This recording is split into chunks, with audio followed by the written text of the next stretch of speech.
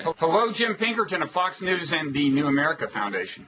Hi, Bob Wright of the New America Foundation, Nonzero fame, Blogging Heads, moguldom. Yeah. Am I missing anything else? I think that about sums it up, sadly. How are things in D.C.? It's hot. It's nice. I mean, it's like 70 outside. It's been sort of a chilly spring, but it's nice now. 70 coldest spring in Chicago apparently since the 1940s as global warming's don't get into global warming, Jim. Come on, it's not on the agenda. It's hot in Washington, okay? You admitted yourself it's hot somewhere. I attribute that to global warming. It's hot in Libya. Yeah, that's global warming too. Yeah, Libya too. It's global warming. So what is happening in Washington aside from that manifestation of global warming? What is happening? I have to tell you, I was the front page of the Washington Post this morning, and I'm old enough to still get the hard copy subscription of the Washington Post, and so phrases like "above the fold," mean something to me. As in, there it is. The headline is "British to advise Libyan rebels. Military team will be sent. Move reflects frustration with NATO air campaign." And of course, I mean, to me, what's interesting here is, a lot of things, but one jumps out is we've been in this war, or pseudo war, or whatever you want to call it, for a month now. And who doubts that for a second we've had CIA troops and contractors and Blackwater and who knows who else from NATO and the European Union and France and so on, all over Libya doing stuff, and they're sort of treating it as news that sort of the official troops are coming now, official military advisors. And I think this is one of the things that makes people kind of mistrust not only governments but also the media. This has sort of been happening all along, and they haven't really reported it very well. Well, the CIA presence has been reported. It was solidly reported weeks ago, I think, right? A CIA presence on the ground? Then what's the big escalation here? They're making it sound like there's some big escalation.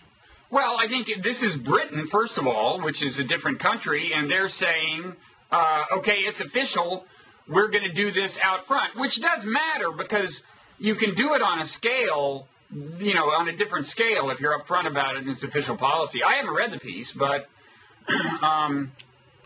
I agree with that, but I think it makes people cynical, as in, like, is there an official version of the news that the New York Times and the Washington Post and other big establishment media feel obligated to adhere to, where it's not really official until the government says so? Yeah. You're going Glenn Beck on us, aren't you? Do you have a chalkboard behind you with the lines leading up to the conspiracy? Look, there's a reason why, look, without saying anything good about Glenn Beck, there's a reason why Glenn Beck got traction. I know, because people are very susceptible to conspiracy theories. And people with good reason don't think the government has been telling them the truth on a whole lot of issues. Yeah, there are lies, there are secrets, there are lies, there are even conspiracies and quasi-conspiracies, and that is why they're susceptible. By the way, I think that's why... you sometimes hear stories about the crazy things that are said in the Arab world about who was behind 9/11. I think because they live, so many of them, in authoritarian societies where they are constantly lied to, they are even more susceptible to conspiracy theories. So I agree with your basic premise that getting lied to and having secrets withheld makes you more suspicious. Right, and I think that's the sort of the kind of corruption, and there's whole. You know who James B. Stewart is? Not Jimmy Stewart that I. No. This is the author, James B. wrote Den of Thieves, and anyway, he's written a new book. He's a pretty well-known kind of Wall Street author and so on. He's got a new book. Oh yeah. Well, no, I'm thinking Jim Grant, I guess. Go ahead. Yeah, it's called Tangled Webs. And it's sort of an autopsy of all the lies told by, at least according to Stewart, the author. I think I don't doubt him for a second. Bernie Madoff, Scooter Libby, Barry Bonds, other celebrities who are luminaries or newsmakers of some kind, who just lied their asses off. Don't forget Greg Mortensen. Okay, Greg Mortensen. Is that his name? The Afghan. Yeah. The school guy. And then before him, it was James Fry. The 1,000. What do you do when your whole culture is kind of, I won't say consists of, but is sort of suffused with liars, and spin doctors and so on. You can see why people get cynical and sort of or to the point of nihilism sometimes on everybody. I think this is where Donald Trump's coming from, by the way, too. I don't think people think that Donald Trump is necessarily an honest man, but they think he's telling the truth about the people around him. Do you think Donald Trump is telling the truth? Do you think he's a real birther? Do I think he's a real birther? Do you think he really doubts that Obama was born in Hawaii? What's your position on that, by the way? He's hiding something. My position is he's hiding something. Okay, but do you doubt that he was born in Hawaii? No, not. I don't personally doubt it, but he's hiding something. And why is he going to all this trouble? You tell me. I'm not aware that he was going to a lot of trouble, but I'm a little. The killer evidence is the birth announcement in the newspapers that apparently no one disputes. Right. I think what it was more likely is there's something on the birth certificate that's embarrassing to him. Well, you agree that we've seen the certificate of live birth, right? I said the birth certificate. Something on there that I want you to see. And I should tell you that again. Does anybody feel like Obama got a full vetting in terms of his life and lifestyle over the last 40 years, 50 years of his life in the 2008 campaign?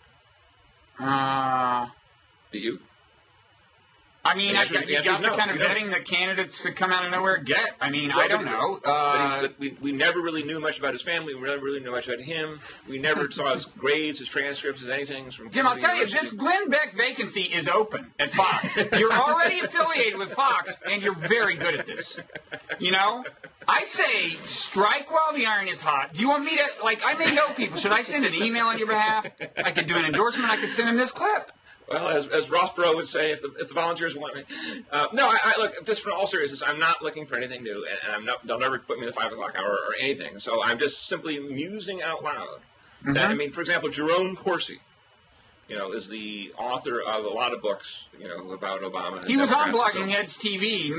Some people think not our finest moment, but I leave that to them. Go ahead. Well, okay, some people who just simply, it's to use the famous Glenn Beck phrase, there's what they call the Overton window, a phrase that precedes Beck, and it's sort of the kind of the Overton window argues that there are certain things that are acceptable in discourse and certain things that aren't. The Overton window is the range of acceptable discourse. Right. And one thing you can do when you're trying to influence opinion, and I think there's something to be said for this, as a tactic, is to get somebody kind of credible to say something slightly more radical than is currently acceptable, and then that expands the range of acceptable debate, and even if the radical proposal is not adopted, it moves the debate in that direction. Right.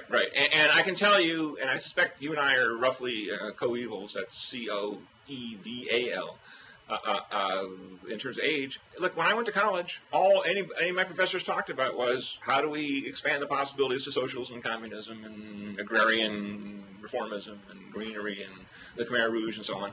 That's all they talked about. I remember that Khmer Rouge class. Yeah, we must have gone to the same place. Yeah, I went to Khmer Rouge classes in the 70s. I was in college in the late 70s. I can tell you, I went to college classes. Where'd you go to college? Stanford. Well. Yeah, exactly.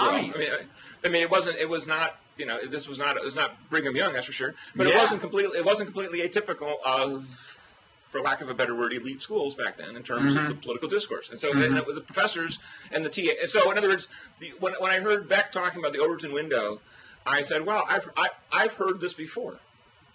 The Overton window to Beck is we got to talk about George Soros and birth certificates and whatever else. The Overton window to my professor. It all fits together. The Overton window to my professors was, why aren't we having an honest discussion about the merits of communism? And they could just appalled that Jimmy Carter, whoever's president back then, wasn't embracing Bolshevism or the Khmer Rouge, which was they were kind of hotter. He did say we shouldn't have an inordinate fear of communism, which is more than your average president would have said at that point. But they weren't happy. They weren't happy. That wasn't enough. That wasn't enough. No, not at all. Not at all. And look, nobody's going to get too worked up over a bunch of college professors in the 70s who now are passed away or just devoted themselves to green horticulture or something.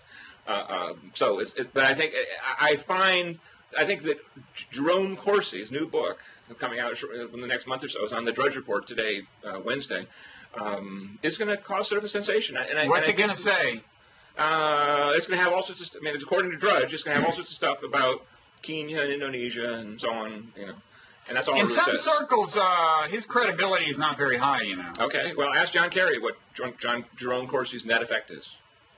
I'm not saying he can't be effective. I mean, there's a difference between truth and effectiveness, sadly. I mean, that's what we're talking about here, is the difference between truth and effectiveness. Right. I think the problem that Obama has is because they have been sort of elliptical about his relationship with Reverend Wright. I mean, do you believe that he never heard Reverend Wright saying all that anti-American stuff? Actually, I believe that's possible. I mean, I don't. Well, what I believe is... first of all, I just want to say I feel sorry for whoever it is on my staff who is charged with the task of dividing this Diavlog into segments that are internally coherent. But I'm having a good time, and I'm not going to stop now. So, in answer to your question, what my feeling about that is, I spent a certain amount of my youth in church, and it was not the expectation that if you attended the church, you agreed with everything that the guy said behind the pulpit. There was always various grumbling about certain aspects of the pastor and so on, and that's what I would have emphasized if I had been doing spin for Obama, which I think is true, which is that. To go to someone's church is not to agree with every single thing they say. I mean, the other thing is the supposedly radical thing he said, God damn America for tolerating poverty, blah, blah, blah. Right out of the Old Testament. Right out of the Old Testament. The prophets literally say Israel deserves to be damned for ignoring the needs of the poor people. So I wasn't so freaked out. Now, would I believe Obama if he said, and for all I know he said this, that he was totally oblivious that he had a left-of-center pastor? No, I wouldn't believe that. That's what he said. I mean, again, you're completely right, Bob, about the Old Testament prophets saying, we're suffering these plagues and being conquered by the Babylonians because we sinned. I mean, that's exactly what they all said. And that is central to the Judeo-Christian tradition. And so to the extent that somebody says that as a preacher is fine. I think Reverend Wright said quite a bit of stuff, and I think what Obama did say in a way was, I wasn't there for that, which is simply not credible because that's what he said every week. Actually, his church attendance record since being president renders that pretty credible. Maybe that's the whole point of his church attendance. I think there's a difference between getting elected and being elected. And when you're running for office in Chicago. Do politicians lie? Absolutely. Do people in general lie? Absolutely. Do politicians do it more than the average person? Probably. So far, I have no fundamental disagreement with you. You're right. I'm just saying I think that the problem is because whole chunks of Obama's life are blanks, people like Jerome Corsi are free to fill it in with whatever they want to say, and you can't fight the Corsis of the world with the truth if you aren't willing to deploy the truth on your behalf. That's the problem they have, is once you leave a room for a vacuum of suspicion, a credibility gap. This all ties back to Libya and stuff like that. Once people think that they can't trust their government, once people think that they can vote for a budget deal and there's no budget cuts, once they think that we're still handing out $2 billion to Brazil for oil wells and $2 billion to Colombia for for oil refineries, and we're spending $120 billion in Afghanistan, we're supposed to be withdrawing. People, and on the left, I mean, once you say you're going to close Guantanamo and you don't, once you say you're going to, not use, signing statements to undo the will of Congress, and then you do, it opens up a vast area where anybody is free to. Oh, and the other new one, which admittedly is not Obama, but it's just general citizens. Now we are finding out, according to the London Independent newspaper, that they were talking to the British government in 2002 about seizing Iraq for oil. Who was talking to the British government about that? Like BP and Shell, all these giants. It was in the Independent, that sort of liberal left newspaper in London. They've got all these. They filed a Freedom of Information Act suit against the British government, against Blair or his government at least, and got all these documents with Baroness Simmons, where she was, they were having these discussions, and this came up as an accusation at the time, and Blair and whoever else said, "Oh no, nothing like that ever happened." Well, now they can prove it did. So this is sort of back to James B. Stewart, this sort of general sense of like if the culture is this corrupt, then why shouldn't we believe the worst about these people and what they do and what they stand for? Yeah, I mean, I'm basically on board in the sense that I come my own background. My parents were straight shooters, no spin, no bullshit. 100% reliable. They were, whatever they told you was the truth. And I come from that culture. It's like a West Texas farming culture, or at least as it existed there. And then, also influenced by my father's service in the military. And the military, at least then, was a pretty straightforward, no bullshit place. And so anyway, I inherited all that. I did not grow up doing spin by nature. And I don't like it, and I'm not good at it, and I, like you, wish the world had less of it in it, and the world would be better off. And I've long said, probably wrongly, that Americans are so sick of politicians that they have reason to be deeply cynical about, that they would welcome someone who would come in and say, look, face it, we got to, accept some pain here. We've got to do some real sacrifice. Now, that maybe leads us, maybe that should segue us into our first kind of, topical, coherent, sustained discussion of a topical thing, which is these rival debt reduction plans of Ryan and Obama, right? Okay. Because there's some question as to who's more full of shit here, and that is, what's being argued about. I mean, I actually don't know what exactly your views on this are. I can guess, I guess. But I mean, I think, well, let me start out. I think Ryan, let me give you there's a story in the New York Times today about how both Democrats and Republicans are opposing Obama, this Medicare board, that's part of Obama's health care plan, and that would be amended under his new kind of budget plan to make it even more stringent. And it's a cost control mechanism for Medicare. And they quote John Cornyn, a Texas Republican, saying, the president's proposal, quote, punts difficult decisions on health spending to an unelected, unaccountable board of bureaucrats. Okay, first of all, I mean, a recurring theme in this article, okay, is this is Congress's job. It shouldn't be given to a bunch of bureaucrats. If there's one thing Congress has shown us, it's that it's completely incapable of imposing any kind of actual discipline on anything, A, okay? And B, in terms of who is, quote, punting difficult decisions, well, the Ryan plan, which is being lauded in some corners as, unflinchingly honest and everything, he doesn't even have the courage to say to current Medicare recipients or the ones who will be in Medicare in 5 years or 8 years, to say to any of them, it's time you really face the music. No. It kicks in way down the road. And so that's punting. I mean, and why should we expect that it wouldn't be amended? It wouldn't be totally thrown overboard by Congress before it actually kicked in. Okay, that's my opening salvo. Okay, well, why wouldn't we assume that the independent panel you're talking about is the Independent Payment Advisory Board, or IPAB. IPAB. That's confused with other devices. You're right. Contraptions. Why wouldn't the Independent Payment Advisory Board be overridden by Congress? Well, apparently it may be now, but what I'm saying is Obama's saying, let's start doing it now. It's part of, as I understand it, it's part of the Obama health care plan. He had the courage to say, this thing starts functioning next year. Now, Congress, apparently there is a rebellion even as we speak, and they want to now repeal that. But at least Obama had the courage to say, here's my plan, and it actually starts cutting into Medicare benefits now. If necessary, if the costs threaten to rise above the baseline we're laying down. Bob, here's a question about healthcare. How do things in general? You're a thoughtful, big picture history kind of guy. Absolutely. How do things in general get cheaper?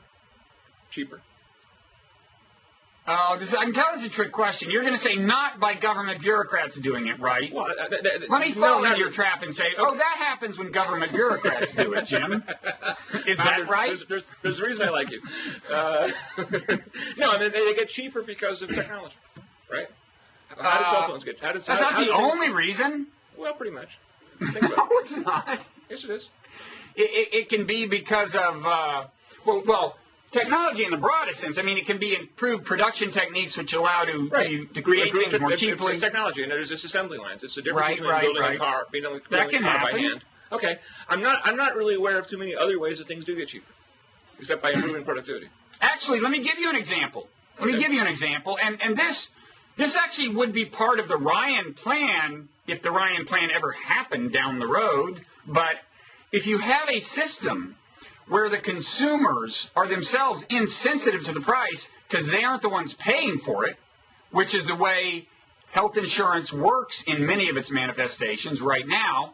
If you have a system like that, which allows prices to become artificially high, and then you actually bring consumers into touch with the costs of what they're buying by making them pay for some of it, that can lower costs. That and government bureaucrats. Two things. In the number of occasions, and there's no need to get too detailed here, the number of occasions where you or a family or loved one have faced a serious medical crisis, whatever it might be, and again, there's no need to get the specifics, we're just talking about the general concept. What you did was, when there's somebody like you or somebody else was in real trouble, you went to eBay and shopped around. Is that what you did? As an empowered consumer? Well, no, because we have health insurance, and so we do not, by and large, have to pay the costs. We just go for the best person. What? Would you have shopped around for the cheapest price on those medical emergencies? Well, first of all, almost all of the health care that I pay for is not a life or death situation. If you're asking, would I think twice about getting the MRI I got a year and a half ago? Yeah, I would. You know, it was just my back. It wasn't my brain. Yeah, I'd think twice. Well, I mean, Kenneth Arrow won a Nobel Prize in part for his work on healthcare, and his whole point was that healthcare is not a consumer good the way people normally understand it. The key phrase he had was asymmetric information, and that is that the gradient between you, the patient, and the doctor is so vast that you're really hard pressed to keep up or argue with the doctor in a situation like that.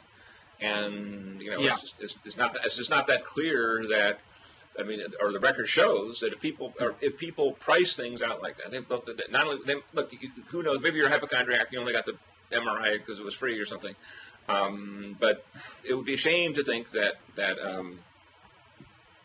people weren't getting the medical treatment they needed, so the problem got worse. As they were going along, and I think that the notion, which is basically shared by both the left and the right, that healthcare should become sort of a market thing is a little misplaced, frankly. Well, but I don't think many people argue that. I mean, you may be right that many people say as an ethical matter it shouldn't be a marketplace thing. That's an interesting argument. I'm somewhat susceptible to that. But I think as an economic matter, I don't think there are many economists who do not say that the insulation between consumer and price leads to a lot of unnecessary payment and a lot of unnecessary procedure that is not warranted by the actual risks that are being faced. I'm sure you're absolutely right. However, it is popular. And here's the question. Suppose we wanted to make MRIs cheaper. Mm-hmm. I think it's two ways to do it. One is, three ways. One is price control. So bureaucrats, you can't have it. A second way is to say that you pay for it out of your own pocket, and then the third way is, what if we just gave doctors MRIs and said, look, here's the rule: we'll give you the MRI, but you can only charge $10 for people getting scanned. What was the first one? Wait, second one was pay out of your own pocket. First one is bureaucrats. Second one is pay out of your own pocket. Third one is, we're going to make sure that certain public goods are universally and cheaply available. But who pays for the excess beyond the $10? Who pays for if the actual cost is more than $10? I'm not sure the actual, in terms of, we'll give you the machine. Yeah. It's the MRIs get better with Moore's law like relentlessness. Yeah. The MRIs are what they call slices. I mean, the first Yeah, MRIs go back. the cost of all these procedures do drop with time, but at first they're very expensive, and often the cost-benefit ratio is really, really high, and yet people buy into them precisely because they're not paying the price. Well, the cost is expensive. The machine gets the machine gets cheaper and better every year, right? The doctor is free to charge whatever they want. I mean, I know friends of mine who paid $900 for an ultrasound, for a minute and a half of scanning of a. Well, they are and they're not. I mean, if they're being paid by an insurance company, then they have to live with what it will reimburse. Right, but it depends on the policy. And I think my point is, I think that what we're sort of missing here, and I think this is my concern about IPAB, the Independent Payment Advisory Board, and so on. It'll be the easiest thing in the world for some panel in Washington, I can see it happening under a Republican president as well as a Democratic president, say, listen, this drug is too expensive, let's not have that, and if we can kill it quietly, where nobody's noticing, which admittedly is hard in the current media environment, but we can at least hope to do so, is that the only thing they really succeed in doing is drying up the pipeline of new drugs coming down the road. And people say, well, look, we know IPAB. I think the FDA is already doing sort of a slow motion version of this. I've written this in the past, that the number of new medical devices approved by the FDA is down 55% in the last 10 years. Yeah. The number of new drugs is down 63% in the last 15 years. The number of new antibiotics down 81%. I think we're already seeing the fruits of IPAB-like thinking about healthcare. But wait, I mean, it's true that if you reduce the amount being spent on this stuff by any of various means, Ryan has one approach, Obama has another, it's true that then less R&D spending will go into developing these things, and the rate of technological advance in these realms will grow. But to an economist, will grow or not grow. I'm sorry, will drop. Will slow. Will slow. Right. But why is that a bad thing? I mean, if from a point of view of resource allocation, if people are spending the money, if the money is being spent other than the way the people themselves would actually spend finite resources if they were aware of all the costs. In other words, if in real life, if they had to pay for this MRI or whatever, if they knew the cost of the almost certainly pointless MRI. If they knew the cost of that, they'd take it and put it into the purchase of a new car instead. Then why shouldn't the resources be allocated toward that? I mean, from an economist's point of view, what we have is a misallocation of resources here. And why do you think that in healthcare alone, however fast the technology is advancing, it's not fast enough? I mean, we have finite capital.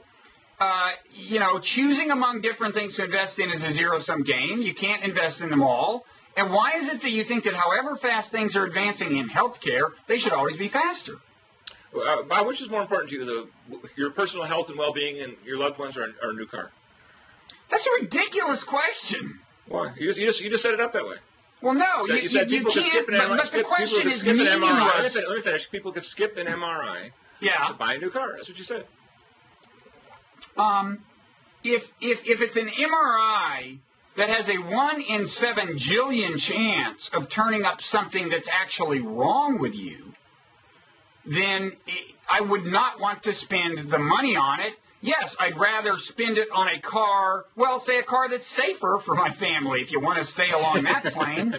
But whatever. No, there's lots of ways you can increase the welfare and happiness of your family.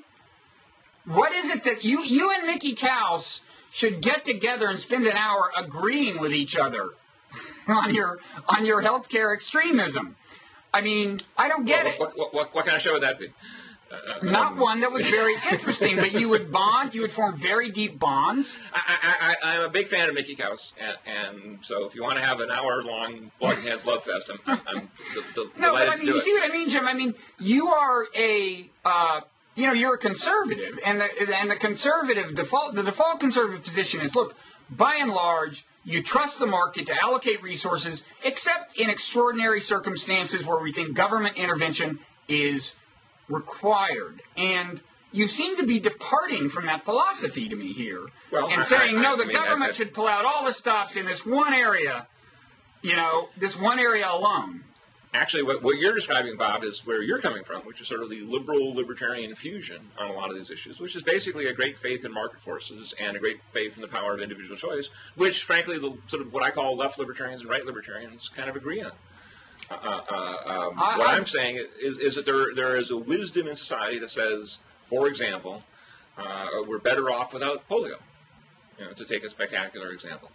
It's not clear to me that you could have taken a vote in 1940 or 1944 or 1948 said polio should be cured. It is really clear to me that the fact that we had the vaccine beginning in 1955 was a remarkable, spectacular breakthrough and an enormous improvement in public health, and was worth a lot more to Americans over the last half century than a tax cut, for example, or a spending increase. But in the real world, resources are finite, and if you ask me, would I rather spend an incredible amount of government money on the health care of people in the last 7 days of their life, or put more money in like inner city schools or something? I'd probably say the inner city schools. I think that's a very important thing too. Nobody's arguing there. You are, Jim. No, I'm not. And Bob. My point about IPAP was, remember, we spend the money. Yeah. Okay. If people get sick, nobody dies of heartlessness in this country. And long before Obamacare. It's been federal law since 1986 that you get treated at an emergency room, and there's always charity hospitals and so on. It seems to me that the one area that offers hope for a non-zero sum, to use your favorite phrase, look, if people die, the life expectancy in this country was 48 in 1900. Mm-hmm. 48. Now, if people live to be 78, is there more productivity in them? Is there more life? Is there more contribution to society? Of course there is. At the rapid rate of technological advance which you're championing, it's actually harder for older people to contribute because the nature of work changes so fast they have trouble keeping up. But anyway. But hold on, Bob. Most jobs in this country aren't exactly technologically driven. More and more. And if you're a cashier, if you're a greeter at Walmart, if you're answering a phone, this isn't high tech. And that's just some sort of weird bit of snobbery to say everybody's got to be a high techster. You look out your window and see who's working, and you see most of the people in this country aren't competing directly with the Chinese in their high tech jobs. That's just the way. That's just the way it is. So obviously the retirement age has to be kept pace with too. It probably is a wise idea to raise the retirement age, but the point is that people are healthier than you can. So longer life is the opposite of zero sum. It's not zero sum. If we're all guaranteed to die at 50 or 60, or if we got some sort of Logan's Run operation going to push us all on the ice floes, to mix a metaphor. I'm in favor of ice floes. That's what I think the government bureaucrats should do is put people on ice floes and give them a nice shove. Well, again, I'll tell you right now, that without naming names, many of the health wonks in this town will tell you, quite frankly, that off the record, that they think everybody should die at 65. That's the way to solve the Medicare crisis and the Social Security crisis, and that's got a kind of a utilitarian Benthamite appeal to it, or kind of a Stalinist cleanliness to it. It's just the average American isn't for it. And so then we got to think about, okay, the American people have given us a set of rules and dictates that involve things like values and humanity and compassion and so on. And now we got to make it work to the ultimate extent possible. Oh, come on. Now, Jim, that's not fair to get into compassion and values and humanity on me, because, look, I'm saying I would take the resources and put them into things like education for poor kids, okay? So don't try to, out-moral me or something, all right? No, I'm not moraling. I am saying, though, that the American people have thought about what you say, which is we should spend the money on inner-city schools, and they've said, no, we'd rather spend it on Granny. Well, okay, but, interestingly, the two big competing plans of the Democratic and Republican Party are both purporting to be able to actually reduce the amount of resources the government puts into health care for the elderly. Now, and guess what? The American people hate both. Okay, we'll see. Let's move to other parts of where they differ, where Obama and Ryan differ. So the two things that where I, on ideological grounds, perhaps more predictably, much favor Obama's plan. And I guess I would say to you, okay, look, I think you're enough of a deficit hawk. I think there's enough of that conservatism left in you to agree that, look, if we don't get the money in from Medicare, we got to get it from somewhere, right? The deficit is unsustainable, right? So what are interest rates right now? I don't know. Low, like low. half-century lows. What? Look, if I had to cut the deficit, I would not do Medicare. I know, that's clear. We're moving on to what you would do. Okay. I'd start with the Afghanistan. We're on the same, page there. That puts us $100 billion ahead right now. Okay, we're making progress. We're making progress. $100 billion is a lot more than they fought for 6 months over $30 billion or whatever it was. Uh-huh. And I think you and I would agree. We'd say to 100, and the $30 billion mostly kind of funny money. I'd say this would be $100 billion, $120 billion actually in real money.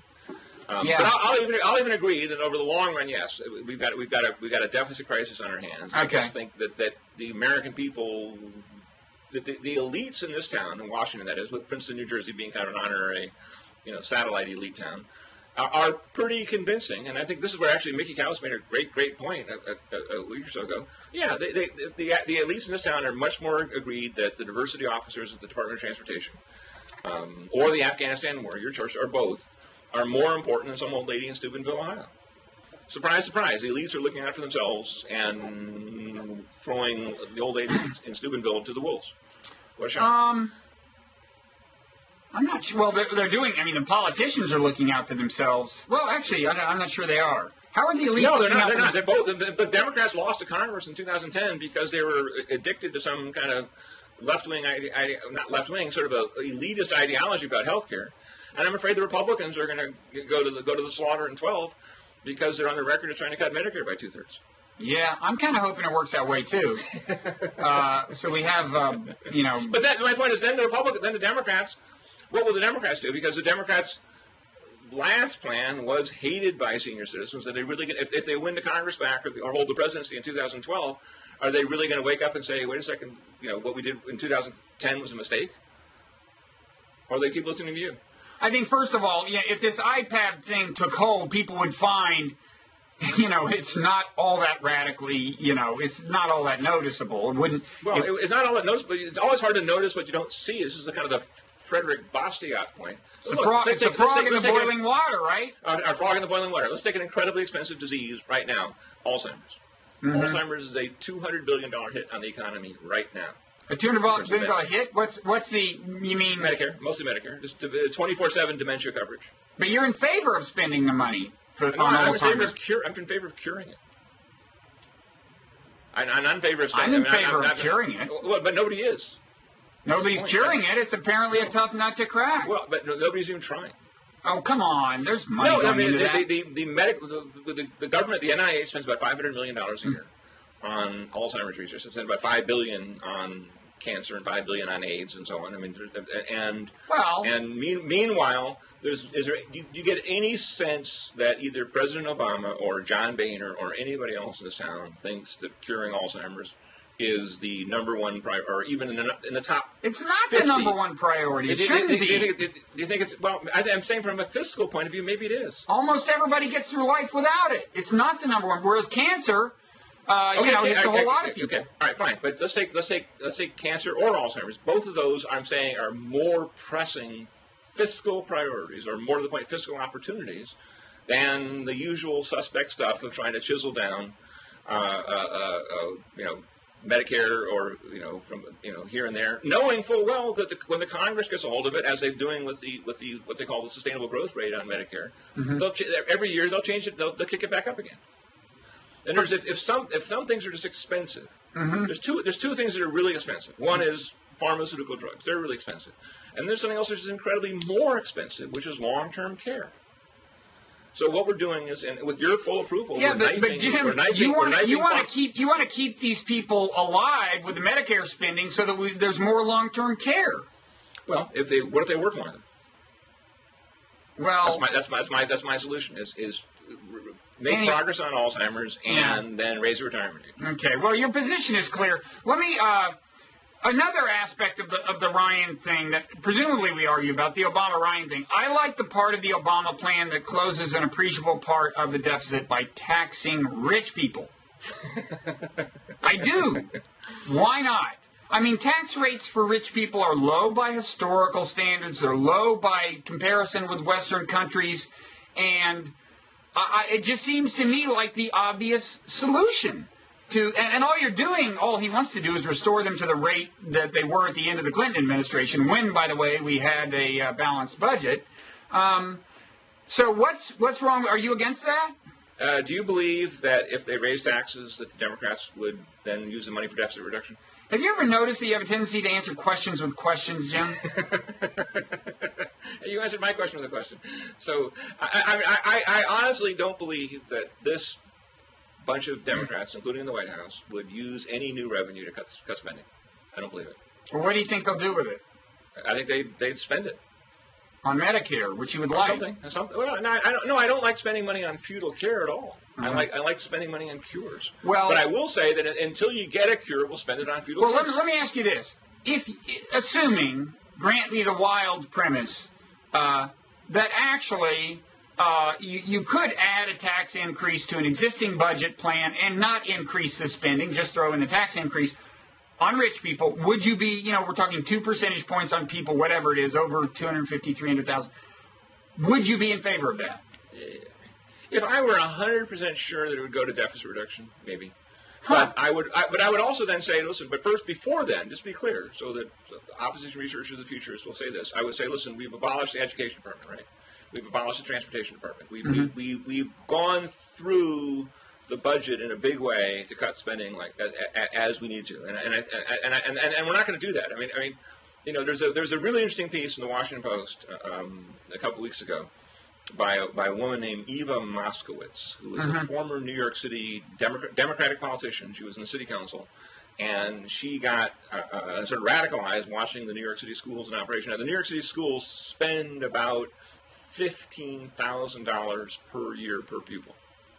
I guarantee, Bob, if somebody paid you $15,000 per kid, you could have a school in your backyard, and you do a much better job of teaching. And you charge half as much. Although actually, the elite private schools charge 2 or 3 times that. Well, they do. So it costs them more. They do it because they can get away with it. But Moskowitz has set up, what she's done is she set up charter schools, having been defeated by the Democratic political machines back in 2005 in Manhattan. She's set up a bunch of charter schools, and her point is she's actually increased class size and replaced that less labor with more technology. Mm-hmm. Every kid gets a computer. They use electronic whiteboards. They use all sorts of stuff. Mm-hmm. And she is doing what I think needs to be done with the entire federal government, which is we've got sort of an incompetent system where the air traffic controllers fall asleep. Nobody's ever the prospect of using satellite control for air traffic control as opposed to ground control is a much better technological idea. It's been out there for 15 or 20 years. Nobody wants to do it for whatever reasons of sort of just bureaucratic lethargy or just special interest of the existing system or something like that. Mm-hmm. I mean, that's what my fear of any tax increase is that if you give a tax increase, you're simply saying to the Department of Transportation, air traffic controllers fall asleep on the job. Well, the answer is hire a second air traffic controller. So one can stay awake while the other one sleeps. That doesn't strike me as a very obviously against planes crashing, so that's the worst possible outcome. But surely it is not good management to say that if you have an incompetent and terrible labor force, you double it. And what would you do? I say I would move to the satellite technology of air traffic control using satellites. It's all, you can Google it. It's all there. It's been tried in various places. It works. It's one of the many. So is it fully automated? You mean? It's much more automated. Yeah, it's much more automated. And it's like hospice in the schools. See, here's what I'm thinking. Pardon? Here's what I'm thinking. Okay. I'm in a plane. Al-Qaeda guys try to hijack it. I overcome them physically, but they've killed the pilot. I'm in the cockpit. I want a human being to talk me down to the airport, Jim. Well, I'll get you one, Bob. Don't worry about that. Okay. The percentage of flights, American airline flights, hijacked by Al-Qaeda is very small, tragically. I mean, fortunately, as small as it is, and tragically for those who are.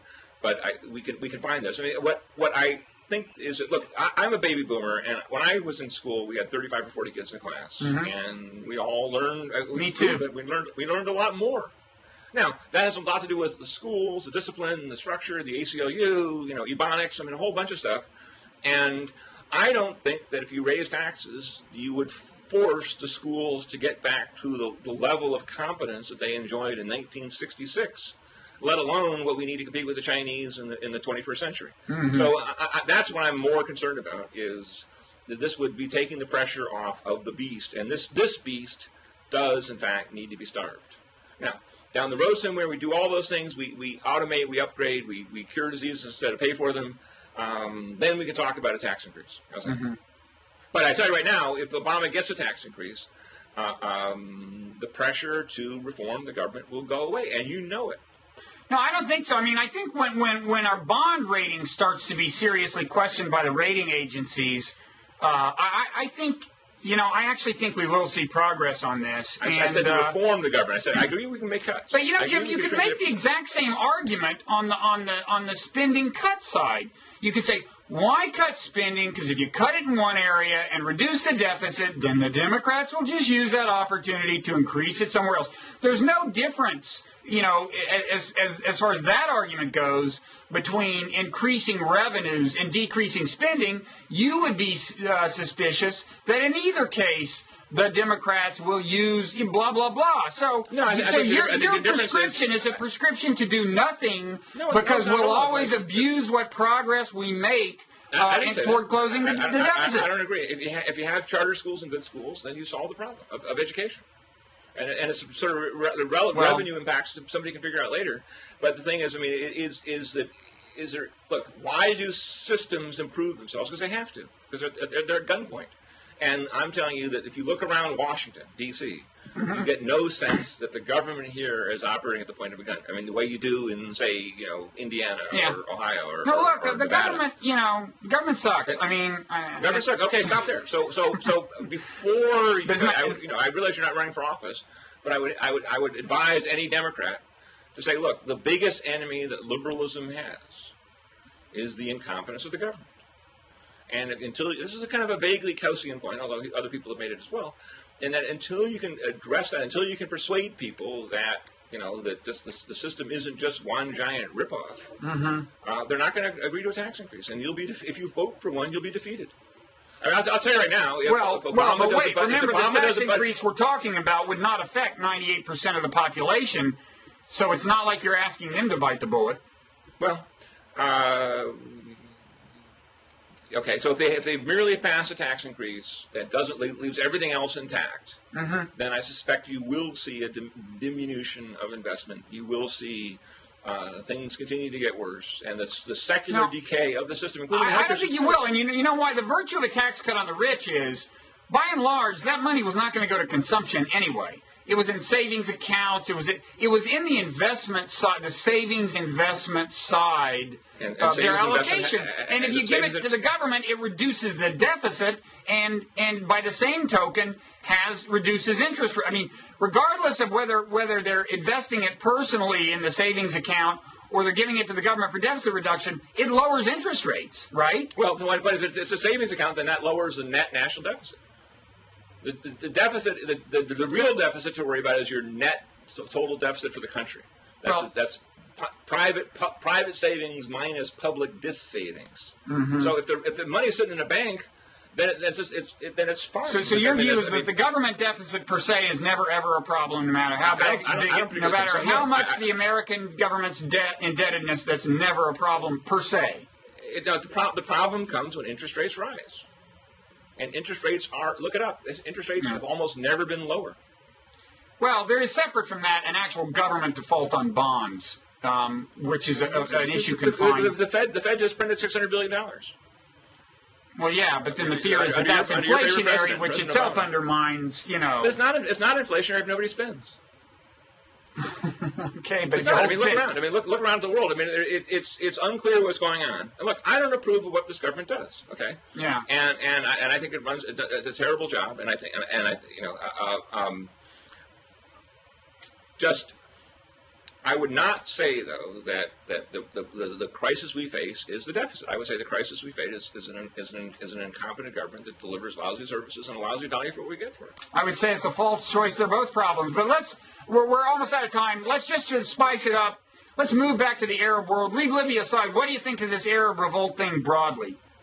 I wrote a piece 8 years ago in January of 2003. Did we ever talk about this? In which I said that what we're unleashing with the invasion of Iraq is something akin to the German counter-enlightenment. Did we ever talk about this?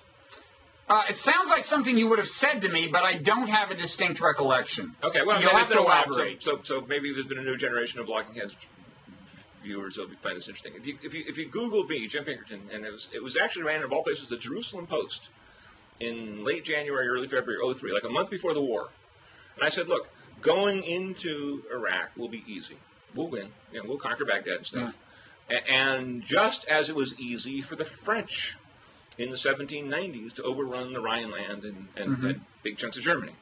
And then, of course, comes the problem, is that the French discovered that the Germans originally, to coin a phrase, greeted the French as liberators, Beethoven and so on.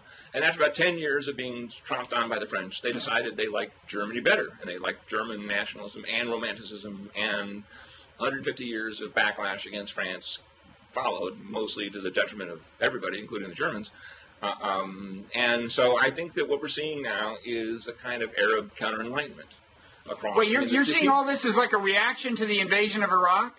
I'm saying it's partly. I think the invasion of Iraq was certainly the most remarkable of these events. I think the Afghanistan thing was big. I think the general Libya will be remembered in the same category. What we're doing is we are convincing Arabs and Muslims that they want nothing to do with us. That they want us out of their country. And yet they are subscribing to our political values, more than their rulers do. I don't particularly believe so. In Egypt, I think the Muslim Brotherhood will wind up in charge of Egypt. They'll make Mubarak look like a pal in comparison. I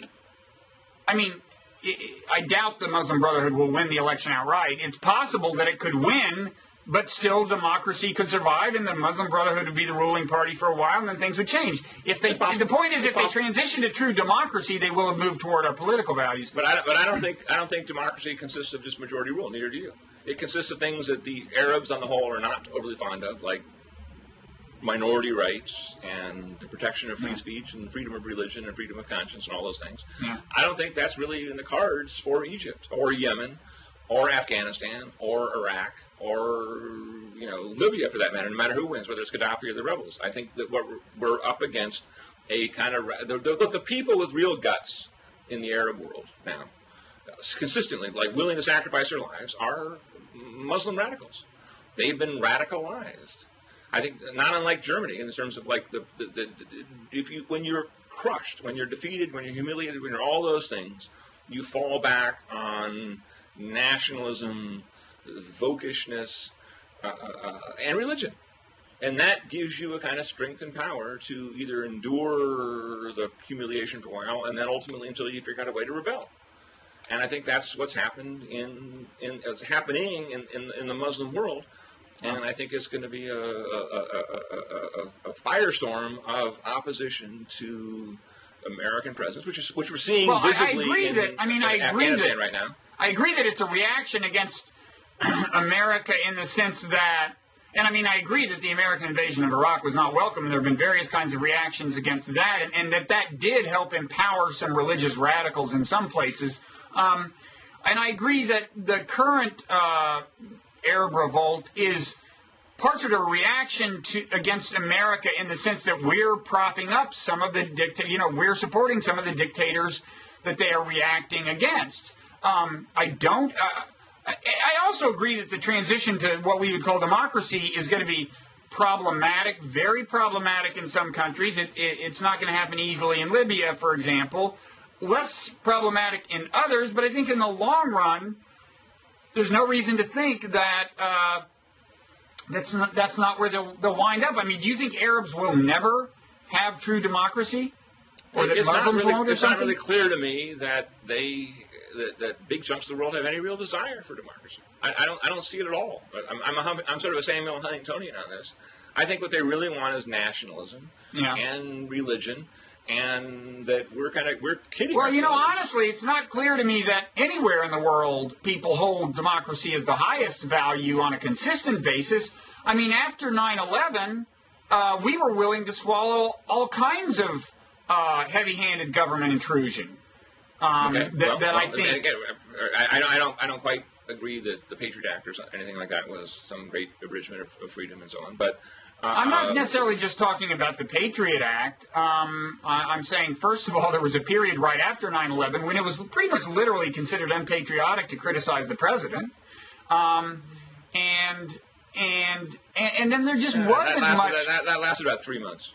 Yeah, but even the uproar over the secret wiretapping and stuff was confined to kind of elite media. It was anyway. I think we have different views. I think people are much less in the long run culturally bound than I think you think they are. You are kind of Huntingtonian, and I'm less so. But anyway, what is the upshot of your view for what America should be doing now toward the Arab world? Importing less oil and securing the border and watching immigration very closely. Well, I think one place we agree is that our presence, we should do much less in the way of projecting power throughout the world. And this is probably where we agree on another place we agree on deficit reduction. It's not just the Afghanistan war, right? I think we both agree that America, although, you don't want to do this too abruptly because the world has come to depend on us for some policing, but I just think we need a lot less in the way of aircraft carriers floating around, including in the Persian Gulf, where, our relationship, the fact that the fleet is headquartered in Bahrain, forces us to basically turn our backs on, the aspirations of the Bahrainian people and so on. But I agree, especially if the Chinese can sink every aircraft carrier we have in 10 minutes with a missile, which would be kind of embarrassing. Yeah, let's outwit them and get rid of the aircraft carriers. Well, or let's build missile defense, or both. But I do tend to look. The best example, if anybody wants the best single example of this, is there's some mine in Afghanistan where the Chinese are mining away all the copper, or at least preparing to, and we're guarding it. Mm-hmm. So this is what the world struggle boils down to: us trying to build bases everywhere, and the Chinese trying to take minerals out of everywhere. And I think the Chinese are getting a better deal. And I think we'll wake up and realize, wow, we were helping to make the world safe for the Chinese to rip off Africans, and so on. I find that kind of horrendous on a million different levels. Mm-hmm. No, but we do agree on this, and I think that both military occupations and bases and so on build a backlash. So frankly, just commercial exploitation, build a backlash. So the Chinese will face what we're facing, 30 or 40 years from now, but. That right now we have the crisis, and it's not just America. I think it's just in general the West. I think the British and French are never quite lost the colonialism gene that they had so strongly in the beginning of the last century, and so it's still sort of instinctive to them to, of course, we'll go to Libya and fix things for those poor people or those evil people, whatever it might be. And something tells me it won't really work out for them. Well, but when it comes to arming the rebels or sending ground troops or something, I would say to them, be my guest if you want to. That's yeah. Well, we can't stop them exactly. I just mean I don't think America should get into that game. But we do agree on that. We agree on that. We and in any event, as for what we disagree on, we're so now in the second hour, Bob, should we talk more about the Bush tax increase or I'm kidding. Well, there should be a second hour before too long, just not today. All right. Well, we'll leave it at that. Okay. Well, this has been great, Jim, as always. But in this discussion of mistrust, I want to put this just to the dingalingers, whatever you call them. The dingalinkers, we call them, yes. Dingalinkers can have something to talk about specifically. I'm holding this up. Everybody can see this.